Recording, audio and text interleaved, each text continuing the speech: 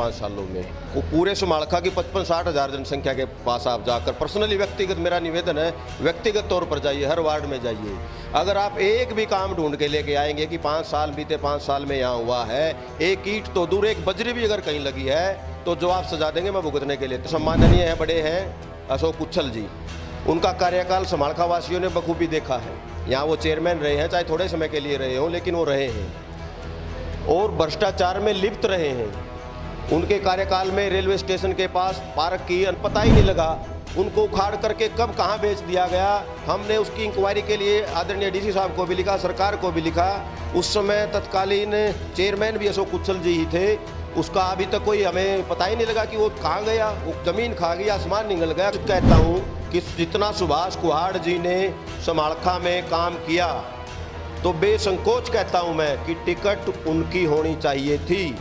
इसमें कोई दौर योजना इन्होंने साबित कर दिया कि इस हिंदुस्तान में काम करने वाला आगे नहीं आता, जो गांधी योजना चलाता है वही आगे आता है। भाई ने मेहनत करी, उसको तो टिकट मिली नहीं, एकदम से पैराशूट से पैसे गिन करके रातों रात टिकट कौन लेके आ गया, सबको पता है, ये मेरे कहने की आवश्यकता ही नहीं है। लेकिन भारतीय जनता और सबक भी ऐसा सिखाएंगे कि आने वाला जो समय है कभी पर्चा भी नहीं भरेगा।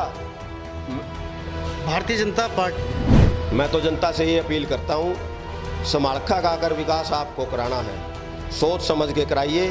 हमारे कैंडिडेट अशोक जी भी हैं, एक दो। मैं तो ये कहता हूँ कि पर्सनली व्यक्ति तौर से मैं ये कहूँ कि आप भी ये कहोगे कि एक विशेष तौर से कह रहा है, मैं तो पूरे समालखा की जनता की तरफ से ये कह रहा हूँ कि सोच समझ के वोट देना। दोस्तों नमस्कार, मैं आपका दोस्त विनीत और आप देख रहे हैं खबरें दमदार। समालखा नगर पालिका चेयरमैन के जो चुनाव प्रचार है वो आज चरम पर हैं। वहीं जो चेयरमैन पद के उम्मीदवार हैं, करीब 7 उम्मीदवार अलग अलग पार्टी से, वो अपने campaign, door to door campaign में लगे हुए हैं। इसी क्रम में आज हम मिल रहे हैं भाई जितेंद्र से, जो कि पानीपत शुगर मिल के चेयरमैन भी हैं। आज हम इनसे खास बातचीत करेंगे और चुनावी चर्चा करेंगे।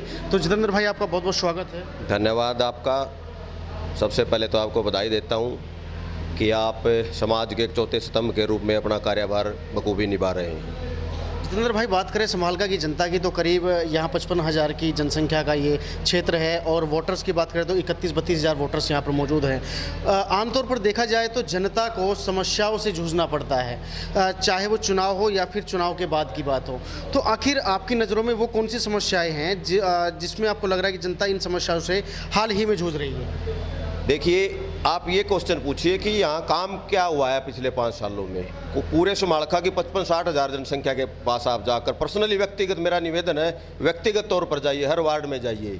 अगर आप एक भी काम ढूंढ के लेके आएंगे कि 5 साल बीते 5 साल में यहाँ हुआ है, एक ईंट तो दूर एक बजरी भी अगर कहीं लगी है तो जवाब सजा देंगे, मैं भुगतने के लिए तैयार हूँ।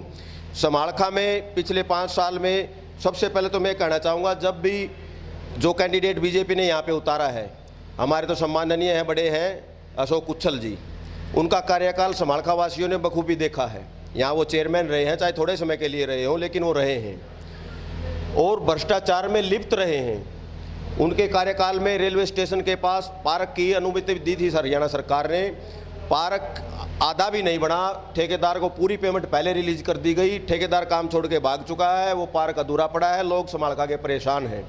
60,000 की आबादी पे तत्कालीन मुख्यमंत्री भूपेंद्र सिंह हुड्डा ने 2005 में सीएम घोषणा के अंदर हमारे समालखा शहर को एक स्टेडियम दिया था। पूरे समालखा की आबादी में एकमात्र स्टेडियम है, 2 करोड़ रुपए उसकी लागत आई है, जो सरकारी कागजों अनुसार है। लेकिन आप जाके देखिए, सर्वे कीजिए, सिर्फ 4 दीवारी करके स्टेडियम को बना दिया गया है। पशु रोकने का एक बाड़ा है, ना शौचालय है, ना बिजली है, ना पानी की व्यवस्था है।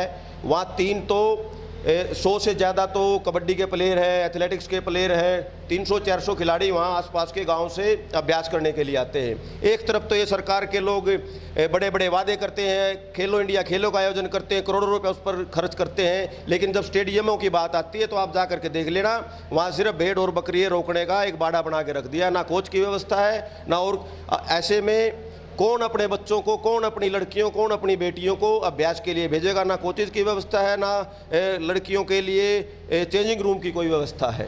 और गलियों के बारे में मैं आपको बताना चाहूँगा, इतना घोटाला यहाँ गलियों के उसमें हुआ है, निर्माण में ठेका दे दिया जाता है।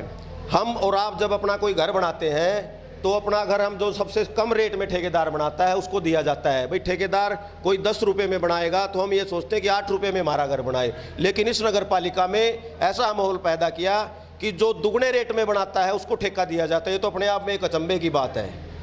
हम अपने कम ही रेट में ही तो बनवाएंगे, लेकिन ये दुगने तिगने रेटों में बनवाते हैं, जिससे हरियाणा सरकार को भी नुकसान है, रेवेन्यू का भी नुकसान है, टैक्सेस का भी नुकसान है। और सौंदर्यकरण के नाम पर जीटी रोड के दोनों तरफ इंटरलॉकिंग की टाइलें लगाई गई थी।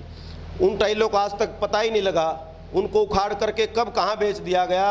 हमने उसकी इंक्वायरी के लिए आदरणीय डीसी साहब को भी लिखा, सरकार को भी लिखा। उस समय तत्कालीन चेयरमैन भी अशोक कुच्छल जी ही थे।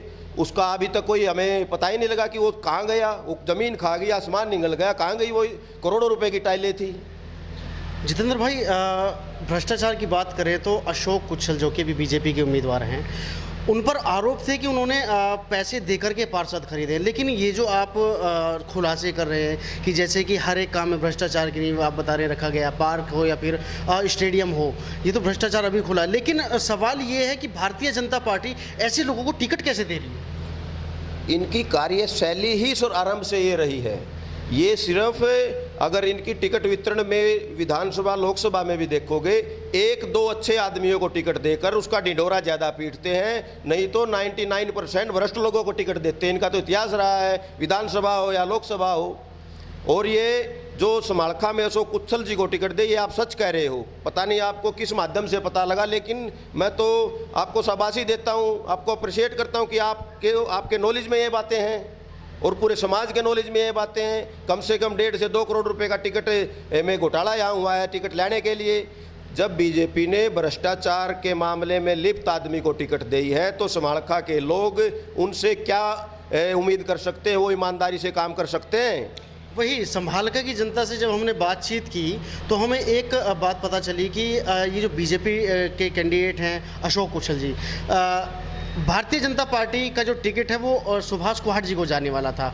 वहीं जनता का कहना था कि आखिर ये टिकट अशोक कुच्छल के पास कैसे गए, वो जनता की समझ में भी नहीं आया। इस बारे में क्या विचार आपके? ऐसा देखिए, इसमें कोई दो राय नहीं है कि जो सुभाष कुहाड़ जी हमारे बड़े भाई हैं, हमारे सम्मानित नागरिक हैं और समाज की सुख दुख में वो शामिल रहे हैं।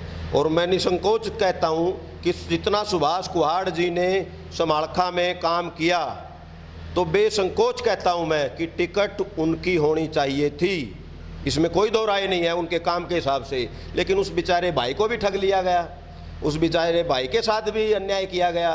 इतनी मेहनत के बावजूद एक कार्यकर्ता को पीछे लात मार दी। और जो पैसे, जो गांधी योजना, इन्होंने साबित कर दिया कि इस हिंदुस्तान में काम करने वाला आगे नहीं आता है, जो गांधी योजना चलाता है वही आगे आता है।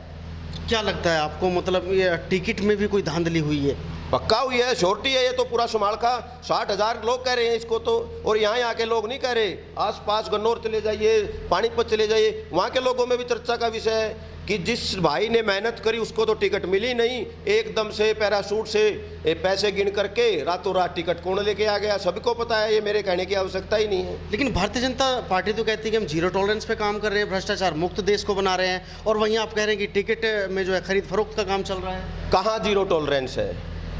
आप तहसील में चले जाइए, तहसील में जाके आप रजिस्ट्री करवा के देख लीजिए, आपको पता लग जाएगा जीरो टॉलरेंस है। आप रोड पे प्रशासन के लोग सरेआम नाजायज चालान काटते हैं लोगों का, आप वहाँ देख लीजिए जीरो टॉलरेंस है। आप एक बिजली का कनेक्शन के लिए आप एप्लीकेशन दीजिए, आपको पता लग जाएगा कहाँ जीरो टॉलरेंस है। आप किसी सरकारी महकमे में जाकर देख लीजिए, आपको पता लग जाएगा कहाँ जीरो टॉलरेंस। हर तरफ भ्रष्टाचार है। जो काम पहले 10 रुपये में होता था, अब इन्होंने ऐसी हालात पैदा कर दी, अब वो 10 रुपये वाला काम 1000 में होता है। इन्होंने तो हमारे ऊपर और बोझ लाद दिया। हम तो बड़े शुक्रगुजार थे पहले वाले सरकारों में, कम से कम गरीब आदमियों का 10 में काम हो जाता था। इतनी महंगाई बढ़ाने के बावजूद काम के लिए भी 10 गुना पैसे देने पड़ते हैं। जीरो टॉलरेंस कहाँ से आ गया, हमें तो पता नहीं लगा। जब किसी काम के लिए 10 गुना जो है भुगतान करना पड़ रहा है, तो उसकी जनता शिकायत आखिर क्यों नहीं करती है? सुनवाई कौन करता है मेरे भाई? हर रोज़ मैं आपको बताऊं, हमारे समालखा में इसी सरकार ने, इन्हीं चेयरमैन लोगों ने हाउस टैक्स के लिए सर्वे करवाया था। यासी कंपनी थी गुड़गांव की, उसको टेंडर दिया गया था पूरे हरियाणा का। हमारे समालखा में उस यासी कंपनी ने हाउस टैक्स का असेसमेंट किया। उस असेसमेंट में आपको चंबा होगा, आपको मैं रिपोर्ट भी दूंगा उसके बारे में।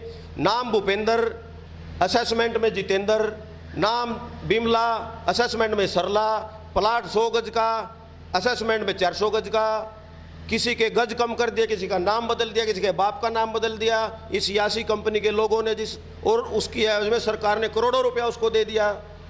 तो देखो मेरे भाई, जब गलती यासी कंपनी ने की है तो भुगतेगी भी यासी कंपनी ही। यहाँ के लोग क्यों भुगतेंगे? फिर जब यहाँ के लोग उस असेसमेंट को ठीक कराने नगर पालिका चेयरमैन के पास गए, अधिकारियों के पास गए, उसकी एवज में पैसे ऐंठते हैं ये लोग। अपने काम के लिए ही पहले तो दुखी हो और फिर अपने ये असेसमेंट ठीक कराने के लिए उनको पैसे दो। ये तो राम राज्य हमें पता नहीं लगा कहाँ का राम राज्य है भाई। अलग ही विडम्बना हमारे लिए, तो जीरो टॉलरेंस कहाँ है ये? जनता परेशान हो रही है। आप बता रहे हैं कि काम को लेकर भी उनको 10 गुना दाम देने पड़ रहे हैं और शिकायतों पे भी निस्तारण नहीं होता है। और लेकिन अब प्रचार प्रसार के समय तो ये कहा जाता है कि जो भारतीय जनता पार्टी आपको ये करेगी, वो करेगी, इस तरह की आपको जो है योजनाओं के लाभ देगी, उस पर क्या कहेंगे? हम तो शुरू से ये सोच के आए थे कि इस देश का अब सुधार होगा, लेकिन इनके बड़े नेता ही जब ये कहते हैं कि चुनावों में कही गई सारी बातें सच नहीं होती हैं, ये जुमले के तौर पर कही जाती है। जब इनके शीर्ष नेता ही जुमले के तौर पर ये बात कहते हैं तो निचले वाले लोग तो क्या कहते होंगे पता नहीं। ये तो शाम को सबको करोड़पति अरबपति बना के सोते हैं, सबको ये गुणगाते फिरते समालखा को पेरिस बना देंगे, समालखा को लंदन बना देंगे। लेकिन जब ये कुर्सी पे बैठ जाते हैं, यही जो चेयरमैन है सो कुच्छल जब कुर्सी पे बैठा था, यहाँ के लोग उससे मिलने जाते थे तो ऐसा डिक्टेटर जैसे ऐसे लगता था लोगों को जैसे कोई तानाशाह कुर्सी पे बैठा है। अपने ऑफिस के अंदर घुसने तक नहीं देता था लोगों को। आप रेडी वाले से जाके पूछ लेना, रेडी वालों के इतना अन्याय किया इसने कि बेचारे आज भी काला झंडा दिखा रहे हैं, आज भी बेचारों का रोजगार छीन लिया गया है।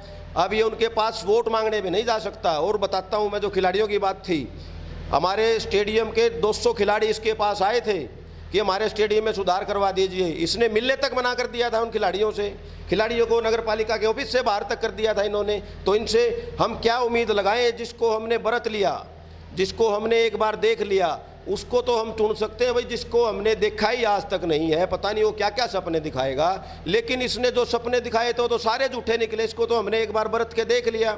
इस पे हम किस तरीके से विश्वास जता सकते हैं? समालखा के लोग अब इसके झांसे में आने वाले नहीं हैं। इसको सबक सिखाएंगे और सबक भी ऐसा सिखाएंगे कि आने वाला जो समय है कभी पर्चा भी नहीं भरेगा। भारतीय जनता पार्टी के अलावा और भी पार्टी से चेयरमैन पद के लिए दावेदार हैं, तो क्या लगता है कि अगर भारतीय जनता पार्टी ही ऐसा काम नहीं कराएगी तो क्या लगता है आपको, क्या अपील जनता से आप करेंगे? मैं तो जनता से ये अपील करता हूँ, समालखा का अगर विकास आपको कराना है सोच समझ के कराइए। हमारे कैंडिडेट अशोक जी भी हैं, एक दो। मैं तो ये कहता हूँ कि पर्सनली व्यक्ति तौर से मैं ये कहूँ कि आप भी ये कहोगे कि एक विशेष तौर से कह रहा है, मैं तो पूरे समालखा की जनता की तरफ से ये कह रहा हूँ कि सोच समझ के वोट देना। ये आपकी आने वाली नस्लों के लिए चुनाव है। अगर आप एक बटन दबाओगे 5 साल आप दोबारा शिकायत लेने का मौका नहीं मिलेगा किसी के पास जाने। अच्छे आदमी को चुनोगे तो आपके घर पर आके आपकी शिकायतों का निवारण करेगा। अच्छे आदमी को चुनना। मैं पर्सनली व्यक्तिगत तौर से ये नहीं कह सकता कि भाई आप उसको चुनो। क्यों? क्योंकि आप ये कहोगे कि ये व्यक्ति विशेष से जुड़ा हुआ आदमी होगा। लेकिन मैं समाज की तरफ से आज आपको बोल रहा हूँ ये बात, अच्छे आदमी को चुनकर भेजेंगे अब की बार हम। चलिए, बहुत बहुत शुक्रिया जितेंद्र भाई आपका। तो आज हमारे साथ जुड़े थे जितेंद्र भाई, जो कि पानीपत शुगर मिल के चेयरमैन भी हैं। इन्होंने बहुत ही अच्छी बात कही, जनता को चुनाव करना चाहिए उस व्यक्ति का जो उनकी हर एक समस्या को सुन सके। कैमरा सहयोगी के साथ विनीत कुमार, खबरें दमदार, संभाल का, पानीपत।